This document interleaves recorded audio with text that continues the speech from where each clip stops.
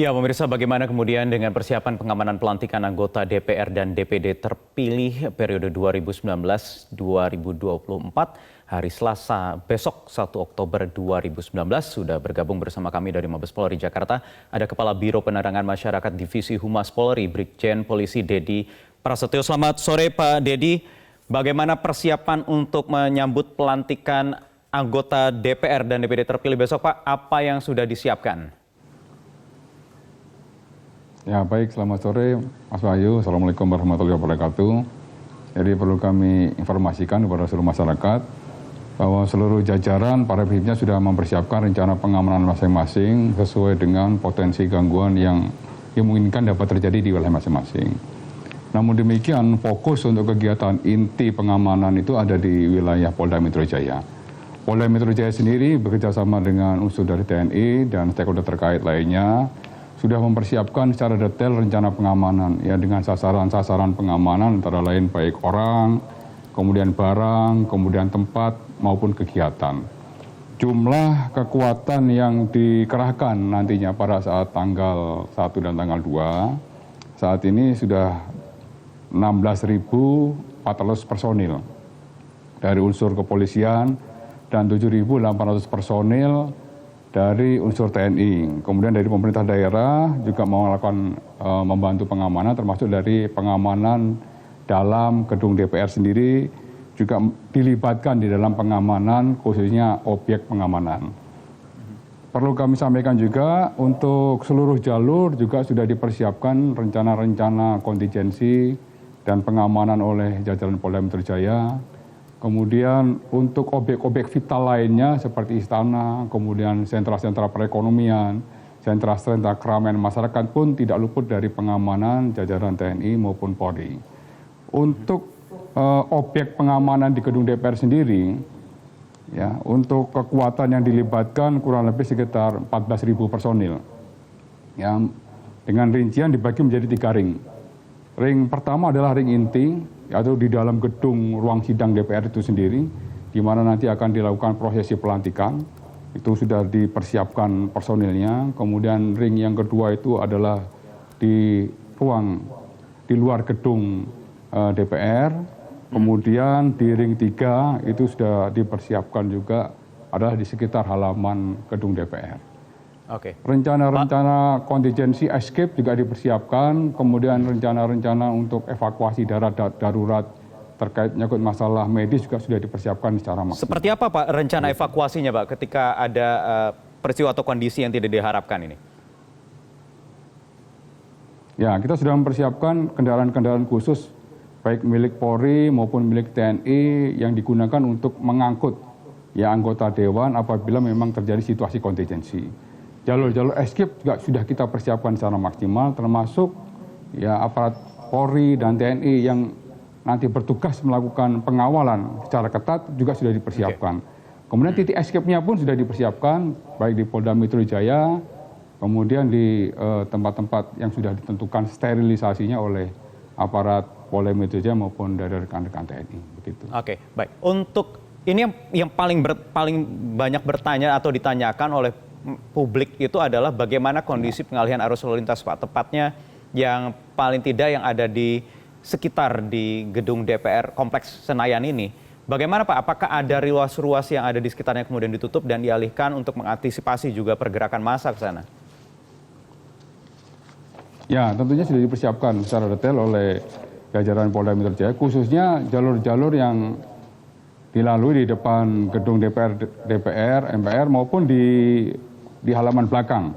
Ya, semua jalur sudah dipersiapkan, ya, baik mulai titik masyarakat ataupun nanti anggota dewan masuk maupun keluar, dan jalur-jalur alternatif juga nanti akan ada petunjuk-petunjuk ya dari anggota lalu lintas di lapangan. Ya untuk perubahan-perubahan arus lalu lintas tersebut, khususnya tanggal 1 dan tanggal 2 nanti ada geladi juga Mas yang kita harus persiapkan. Kemudian pelaksanaannya kita harapkan betul-betul semua bisa berjalan dengan aman, dengan tertib sesuai dengan harapan bersama gitu. Oke, baik Pak Dedi, kita harus jeda terlebih dahulu Kak. Saya akan tanyakan tadi soal potensi gangguan yang Anda sempat singgung di awal tadi. Bagaimana kemudian bentuk potensi gangguannya? Sesaat lagi di Prime Time News.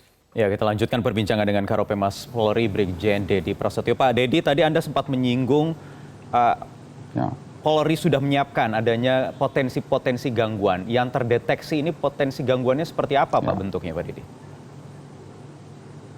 Ya, untuk potensi-potensi gangguan yang menduduki potensi awal itu adalah, atau potensi utama itu adalah terorisme. Ya, kenapa demikian? Karena ancaman terorisme itu sudah sangat nyata. Ya, kejadian kerusuhan kemarin di Sumatera Utara itu masuk susupan JAD. Kemudian dalam waktu dekat kemarin, aparat 88 melakukan preventive strike ya terhadap calon suicide bomber, jadi dari JAD Jawa Barat yang ditangkap di wilayah Jawa Tengah. Itu dia sudah akan mempersiapkan amaliyahnya. Ya, tetap dengan jadi sasaran memanfaatkan kerumunan massa atau bagaimana, Pak? Ya, sasaran dia tetap Togut adalah aparat kepolisian, cuman lokasi serangannya itu masih didalami. Itu tetap harus kita waspadai bersama. Ya, kemudian selain hal-hal terorisme, lain Pak, yang perlu diwaspadai di dalam, ya ada juga unsur-unsur sabotase, itu juga menjadi atensi kita. Bisa melakukan sabotase di fasilitas gedung DPR dan lain sebagainya, itu tetap harus diperkuat. Kemudian aksi-aksi demo, long march yang menutup jalan, memblokir jalan, itu juga kita antisipasi. Kemudian demo-demo yang mengarah kepada tindakan-tindakan anarkis, pengerusakan, pembakaran, penyerangan kepada aparat, kemudian merusak apa yang menjadi fasilitas-fasilitas publik, itu tetap kita menjadi fokus utama kita juga. Kemudian juga kegiatan-kegiatan sifatnya penghadangan, konvoi, sweeping-sweeping yang dilakukan oleh oknum-oknum tertentu atau perusuh-perusuh, ini juga menjadi atensi dari aparat keamanan baik Polri maupun TNI. Apakah ada juga potensi gangguan yang data mungkin menyisir massa begitu? Ada massa yang bergerak dari luar kota masuk ke ibu kota, Pak? Ya, dari seluruh Polda di sekitar Jakarta, khususnya Polda Jawa Barat, kemudian Polda Banten, Polda Lampung, kemudian Polda Jawa Tengah, tetap ya melaksanakan kegiatan-kegiatan operasi pemeliharaan keamanan dan ketertiban masyarakat. Ya, pada prinsipnya Polda-Polda tersebut akan betul-betul melakukan tindakan-tindakan preventif, kemudian melaksanakan kegiatan-kegiatan penegakan hukum apabila memang diketemukan ada warga ya di luar Jakarta yang kepengen masuk ke Jakarta dengan tujuan-tujuan tertentu dan membawa barang-barang yang bisa membahayakan, baik membahayakan orang lain ataupun membahayakan diri sendiri. Itu pasti akan dilakukan penegakan hukum. Artinya bahwa aparat sekitar Jakarta ini terus melakukan pemantauan, kemudian melakukan Harkamtimas dalam rangka untuk memitigasi potensi-potensi gangguan Kamtimas yang bisa terjadi baik di perbatasan maupun bisa masuk ke wilayah Jakarta. Gitu. Termasuk untuk teman-teman mahasiswa, pelajar yang juga dalam beberapa hari ini, pekan ini ramai begitu, Pak ya. Hari ini juga mulai ramai lagi sore hari ini. Bagaimana kemudian, Pak? Ya, kita selalu menghimbau, kemudian berkomunikasi, berdialog. Insya Allah kalau misalnya adik-adik mahasiswa, adik-adik pelajar, itu kalau murni melakukan aspirasinya atau demo, insya Allah damai. Tapi yang kita khawatirkan, oknum-oknum tertentu, ya dari mahasiswa, dari pelajar yang terprovokasi, ya oleh skenario-skenario yang sudah dibuat oleh para perusuh-perusuh itu, yang memprovokasi mereka sehingga mereka terpancing untuk melakukan tindakan-tindakan anarkis, ya pengerusakan, pembakaran, penyerangan, ya dengan menggunakan batu, bom molotov, tongkat kepada aparat yang bisa melukai, mencederai, bahkan mengakibatkan fatal bagi aparat. Itu harus betul-betul kita antisipasi secara maksimal juga. Begitu. Pertanyaannya kemudian, mereka ini apakah murni pelajar, Pak? Murni mahasiswa yang ingin mengutarakan pendapatnya atau bukan? Ya, dari hasil penegakan hukum yang dilakukan oleh jajaran Polda Metro Jaya, ya kita bisa melihat bahwa oknum mahasiswa yang terlibat di dalam tindakan-tindakan anarkis jauh lebih sedikit. Ya dibanding para perusuh-perusuh sendiri. Ya ibaratnya hampir boleh dikatakan sekarang ini mahasiswa tinggal sedikit, tinggal 20% lah. Tapi 80% yang melakukan tindakan-tindakan anarkis itu sudah perusuh. Ya oleh karenanya aparat penegak hukum harus melakukan tindakan-tindakan tegas dan terukur. Ya, kepada siapa para perusuh ini, Pak Dedi? Tersebut. Agar apa? Agar tidak meluas. Ya. Siapa perusuh ini, Pak Dedi? Yang sudah kita deteksi dari yang sudah kita lakukan pemeriksaan dan penangkapan di beberapa wilayah, baik Polda Jabar maupun Jakarta, ini ada kelompok anarko.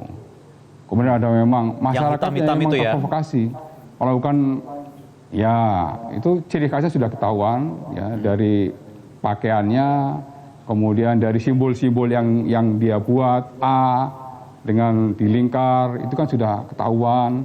Kemudian dari yang lainnya tentunya masyarakat sudah berbaur. Ya, masyarakat itu sudah terprovokasi untuk melakukan tindakan-tindakan anarkis begitu. Jadi kalau boleh dikelompokkan begitu Pak, perusuh-perusuh ini ada berapa kelompok Pak yang terdeteksi? Yang deteksi dari hasil pemeriksaan dari beberapa wilayah tadi disebutkan, untuk JAD dia main. Ya, kemudian dari hasil pemeriksaan para tersangka ini anarko dia main.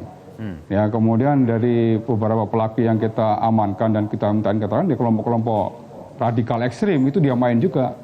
Ya, memang dia tujuannya itu adalah melakukan rusuh, bukan melakukan demo atau menyampaikan aspirasi secara damai di muka publik gitu. Bukan upaya untuk menggagalkan pelantikan besok atau mungkin pelantikan Presiden terpilih 20 Oktober nanti, Pak? Ya, kegiatan-kegiatan tersebut dapat diindikasikan ya dapat mengganggu proses kegiatan pelantikan baik anggota dewan maupun pada tanggal 20 yang akan datang, yaitu proses kegiatan pelantikan presiden dan wakil presiden terpilih begitu. Termasuk 6 orang yang ditangkap kemarin di hari Sabtu kemarin di Tangerang bukan, Pak? Ya, itu masih dalam proses pendalaman oleh Polda Metro Jaya terkait menyangkut masalah peran ke-6 tersebut. Kemudian kita juga berhasil menyita beberapa bom molotov yang sudah dibuat, termasuk senjata-senjata tajam yang sudah dibuat. Memang itu nanti dari hasil pemeriksaan nantinya, ya tentunya apabila sudah tuntas akan kita sampaikan kepada publik apa yang menjadi peran masing-masing di dalam kegiatan-kegiatan yang didesain mereka dari unjuk rasa damai menjadi rusuh begitu. Baik Pak Dedi Prasetyo, Brigjen Polisi Karopenmas Mabes Polri. Terima kasih atas waktunya di Prime Time News.